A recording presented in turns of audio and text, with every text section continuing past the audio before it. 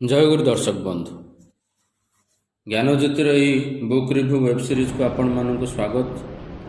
श्रावण मास सरी सरी चली बड़ माँ जीवनीर विभिन्न दिग आमे माने तोली धरने को चेष्टा करुचु एवं से जीवन भितर केमती ठाकुरंकर भावधारा चिंताधारा साधन भजन प्रतिफलित होइछि एवं तांको सर्वश्रेष्ठ नारी परम प्रकृति रे पर्यवेसित करिछि से कथा गुड़ाक ही आम मैंने स्मृतिचारण करुचे। ये प्रसंग रे गोटे घटना उल्लेख योग्य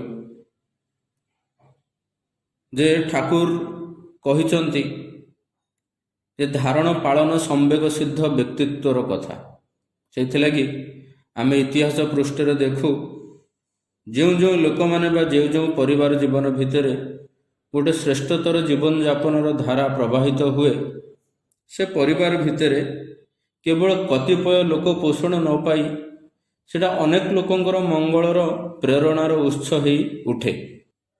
तेणु पुरुषोत्तमंकर आवाहन जो परिवार भितर होइछि समग्र मानव जातिर आश्रयस्थल जे जहाँकर आगमन सेठी होइछि से परिवार बा से बाद पड़ी था केमिति। तेणु एमिति गोटे परिवार होउछि शिवचंद्र चक्रवर्तींकर जो परिवार रे अनेक लोक प्रेरणा पाइचंती पोषण पाइचंती मनीष होइचंती। तो देखा जाए जे से परिवार भितर मनमोहिनी मांकर विधवा भौणी पिला माने मध्य रहंती अनेक समय हिमायतपुर रे सेठारे ही पिला माने मनीष होइचंती। तेणु घरे प्रत्येक पिला पई समान दृष्टि और भल पाइबा सेथिपई काम मध्य अनेक एपटे ठाकुरंकर बड़ माँ प्रति प्रेरणा या जे स्वार्थ शून्य होई परोपकारी हबाकू पड़िबो गुरुजन मानंकु प्राणप्रणे सेवा करिबाकू पड़िबो बिना कारण रे कौनसी प्राणी को कष्ट किंबा प्रहार करिवे नाही से कर्तव्य प्राणप्रणे पालन करिवे और सबु समय चिंतार भगवान को नहीं चलिए। यही प्रकार प्रेरणा जेतेबेले बड़ माँ आसीचंदी तांको शाशुघर को श्री श्री ठाकुर जेतेबेले कलिकता रे रहिकी मेडिकल पढ़ुथिले पत्र माध्यम रे बड़ माँ प्रति तांकर प्रेरणा या ही थिला। तेणु दिन राति सेही काम रे व्याप्त थिले बड़ माँ। ठाकुर सत्यानुसरण रे लिखिचंती जे आत्मप्रशंसा पई कार्य करिबाटा ठीक नह किंतु कौन सी कार्य निस्वार्थपर भाव में करिले तार अनुरूप नामजश तुमर सेवा करिबो ही करिबो किंतु एई जिनिसर डेमोन्स्ट्रेशन बुझिबा करिबा एवं सेई प्रकार हेई उठिबा बेले बेले आम परि साधारण मनुष्य पाखरे हुए तो संभव हुए ना।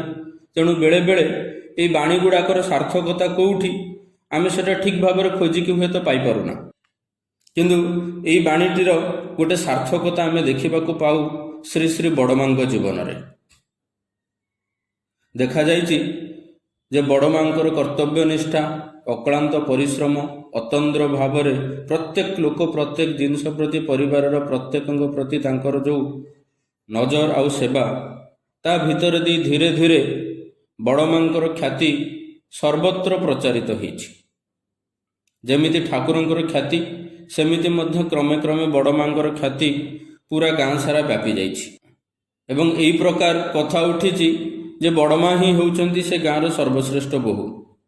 आमे समस्ते जानिचे विज्ञानर गोटे नियम जे जोठी पॉजिटिविटी क्रिएट हबो सेठी ही नेगेटिविटी क्रिएट हबो।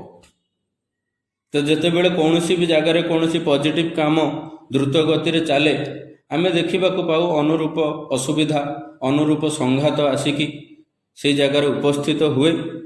बेले बेले आमे ताको नेगेटिवली नहीं कि भयभीत हो दुखी हो किंतु जो माने भक्त जो माने गुरुगत प्राण जो माने संकल्पबद्ध जीवन यापन करती से माने से प्रतिरोध गुड़ाकू से नेगेटिव सिचुएशन गुड़ाकू देखिकी भांगी न पड़ी ताकू मंगल रे विन्यस्त करी आहुरी निजर व्यक्तित्व को सुदृढ़ एवं जीवन को सुदूर प्रसारी करती। तो यही जे बड़ माँ ख्याति बढ़ुची तो क्रमे क्रमे देखा जाइछि କିଛି ଲୋକଙ୍କ ମନରେ, କିଛି ମା ମାନଙ୍କ ମନରେ ଗୋଟେ ପ୍ରଶ୍ନ ଉଙ୍କି ମାରିଛି ଯେ ଖାଲି କ'ଣ ବଡ଼ ମା କାମ କରୁଛନ୍ତି, ଅନ୍ୟମାନେ ବସି ବସି ଖାଉଛନ୍ତି?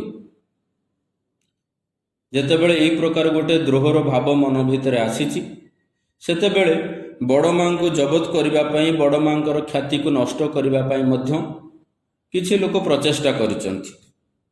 ତେଣୁ ଦେଖାଯାଇଛି ବଡ଼ ମା ଯେତେବେଳେ ଖାଇବା ରାନ୍ଧିକି ପଦ୍ମା ନଦୀକୁ ପାଣି ଆଣିବାକୁ ଯାଆନ୍ତି, ଆଣିକି ଯେତେବେଳେ ଖାଇବା ପରସନ୍ତି, ଖାଇବାଟା ପ୍ରଚୁର ଲୁଣିଆ ହୋଇଯାଇଛି, କେତେବେଳେ ପ୍ରଚୁର ଲଙ୍କା ପଡ଼ିଯାଇଛି, ବା ଯେଉଁ ବାସନକୁ ମାଜିକି ଧୋଇ ଧାଇକି ରଖିଛନ୍ତି ପୋଛି ପାଛିକି, ଦେଖାଯାଉଛି ଯେ ହଠାତ୍ ସେଇ ବାସନ ଗୁଡ଼ାରେ ଅଇଁଠା ଭାତ ଲାଗିକି ରହିଛି। ତ ଯେତେବେଳେ ମଝିରେ ମଝିରେ ଏହି ପ୍ରକାର ଘଟଣା ହେଇଛି, ଯେହେତୁ ଆମେମାନେ ପୂର୍ବ ଅଧ୍ୟାୟରେ ମଧ୍ୟ ଏକଥା ଜାଣିବାକୁ ପାଇଛେ ଯେ ଆଈ ଶାଶୁ ଯିଏ ଥିଲେ ସେ ପ୍ରଚଣ୍ଡ ରାଗି ଥିଲେ ଏବଂ ନାରୀମାନଙ୍କର ଏହି ପ୍ରକାର ଛୋଟ ଛୋଟ ଭୁଲ ଭ୍ରାନ୍ତି ହଉ ସେଇଟା ସେ କଦାପି ସହ୍ୟ କରୁନଥିଲେ। ତେଣୁ ଯେତେବେଳେ ବି ବଡ଼ ମାଙ୍କର କର୍ମ ଭିତରେ ଏହି ପ୍ରକାର କୌଣସି ଗୋଳମାଳ ଦେଖୁଥିଲେ, ବହୁ ଭାବରେ ନିଜ ପରି ନିଜ ବୁଦ୍ଧି ନେଇ ଯାହା ଯାହା ଗାଳିଗୁଲଜ ବା ଯାହା ଯେମିତି କହିଲେ ହୁଏ ସେହି ପ୍ରକାର ହିଁ ସେ ବଡ଼ ମାଙ୍କୁ ବାରବାର ସେହି ପ୍ରକାର ସୂଚାଇ ଦେଉଥିଲେ। ତେବେ ଦେଖାଗଲା ଯେ ଦିନେ ଜଣେ ବିଧବା ମା ରୋଷେଇ ଘର ଭିତରକୁ ପଶିକି ଖାଇବା ପତ୍ର ଦେଖୁଛନ୍ତି, ସତେ ଯେମିତି କିଛି ମିଶେଇ ଦେଉଛନ୍ତି ଖାଇବା ଭିତରେ। ଏହି ସମୟରେ ମନମୋହିନୀ ମାଙ୍କର ଭଉଣୀ ନିସ୍ତାରିଣୀ ଦେବୀ କୌଣସି ଗୋଟେ କାରଣରୁ ରୋଷେଇ ଘରକୁ ଆସିଥିଲେ ଏବଂ ହଠାତ୍ କି ଦେଖିବାକୁ ପାଇଲେ ଯେ ଜଣେ ବିଧବା ମା ଏହି ପ୍ରକାର କିଛି କର୍ମରେ ନିୟୋଜିତ ଅଛନ୍ତି। ତ ସଙ୍ଗେ ସଙ୍ଗେ ସେ ମାଙ୍କୁ ସେ ଧରିଲେ ଏବଂ ଘର ଲୋକଙ୍କୁ ଡାକିକି ଯେତେବେଳେ ଜବାବ ତଲବ କରିଲେ, ସେତେବେଳେ ମା ସେଠୁ ଧୀରେ ଧୀରେ ସେଠୁ ଚାଲିଗଲେ। ଏହି ସମୟରେ ଶ୍ରୀ ଶ୍ରୀ ବଡ଼ମା ପଦ୍ମାକୁ ଯାଇଥାନ୍ତି ପାଣି ଆଣିବା ପାଇଁ। ଯେତେବେଳେ ବଡ଼ମା ପାଣି ନେଇକି ଆସିଲେ, ସବୁ କଥା ତାଙ୍କୁ କୁହାଗଲା। ବଡ଼ମା ସବୁ କଥା ଶୁଣିଲେ କିନ୍ତୁ ଚୁପ୍ ରହିଲେ। ପୂର୍ବରୁ ହିଁ ଆମେମାନେ ପୂର୍ବ ଅଧ୍ୟାୟରେ ବଡ଼ମାଙ୍କ ଚୁପ୍ ବିଷୟରେ ମଧ୍ୟ କିଛି କଥା ରଖିଥିଲେ ଯେ ବଡ଼ମାଙ୍କର ଚୁପ୍ଟା ଗୋଟେ ସ୍ୱତନ୍ତ୍ର ଚୁପ୍, ଯେଉଁ ଚୁପ୍ ଭିତରେ କୌଣସି ବିରୋଧ ନାହିଁ କି ନିଜକୁ ପ୍ରମାଣ କରିବାର କୌଣସି ଭାବ ମଧ୍ୟ ନାହିଁ। ଠାକୁର ଲେଖିଛନ୍ତି ଯେ କାର୍ଯ୍ୟକୁଶଳତାର ଚିହ୍ନ ଦୁଃଖର ପ୍ରଳାପ ନୁହଁ। ଯେଉଁମାନେ ନିଜ କାମ କରି ନିଜର କର୍ତ୍ତବ୍ୟ କରି ମଧ୍ୟ ବହୁତ କିଛି କରୁଛନ୍ତି ବୋଲି କାନ୍ଦନ୍ତି, ବହୁତ କିଛି ସହିବାକୁ ପଡ଼ୁଛି ବୋଲି କାନ୍ଦନ୍ତି ଏବଂ ସେଇ କାନ୍ଦିବାର ବାହାନା ଦେଖେଇକି ନିଜ କାମ ଗୁଡ଼ାକୁ କରନ୍ତି ନାହିଁ, ବୁଝିବାକୁ ହେବ ସେମାନେ କୁଶଳୀ କର୍ମୀ ନୁହନ୍ତି। ତେଣୁ ଏହି ପ୍ରକାର ବଡ଼ ମାଙ୍କର ଭାବ ଥିଲା, ଭାବରେ କୌଣସି ବିରୁଦ୍ଧ ଭାବ ନଥିଲା ଏବଂ ସେ ଚୁପ୍ ଥିଲେ। ପୂର୍ବରୁ ଘଟଣାରେ ଶୁଣିଛେ ଯେ ମନମୋହିନୀ ମା ବଡ଼ ମାଙ୍କର ଏହି ଗଭୀର ଭାବକୁ ଦେଖି ଆବାକ ହୋଇଯାଇଥିଲେ। ଏବେ ତାଙ୍କର ଯେ ଆଈ ଶାଶୁ କୃଷ୍ଣ ସୁନ୍ଦରୀ ଦେବୀ, ସିଏ ମଧ୍ୟ ତାଙ୍କ ବୋହୂଙ୍କର ଏହି ପ୍ରକାର ଆଚରଣ ଦେଖିକି ଆଶ୍ଚର୍ଯ୍ୟ ହୋଇଛନ୍ତି, ଆବାକ ହୋଇଛନ୍ତି। ତେଣୁ କହୁ କହୁ କୃଷ୍ଣ ସୁନ୍ଦରୀ ଦେବୀ କହି ଉଠିଛନ୍ତି ଯେ ମୂକ ବୋହୂ ଆମର, ଏତେ ଶୁଣେ ଅଥଚ ନିର୍ଦ୍ଦୋଷ, କୌଣସି ପ୍ରତିବାଦ ମଧ୍ୟ ନାହିଁ। ଏବଂ ଦେଖାଯାଇଛି ସମୟକ୍ରମେ ସେଇ ଯେ କଥା, କାର୍ଯ୍ୟର ଅନୁରୂପ ନାମଯଶ ତୁମର ସେବା କରିବ ହିଁ କରିବ, କଳଙ୍କ ମୁକ୍ତ ହୁଅନ୍ତି ଶ୍ରୀ ଶ୍ରୀ ବଡ଼ମା। ଜୟ ଗୁରୁ।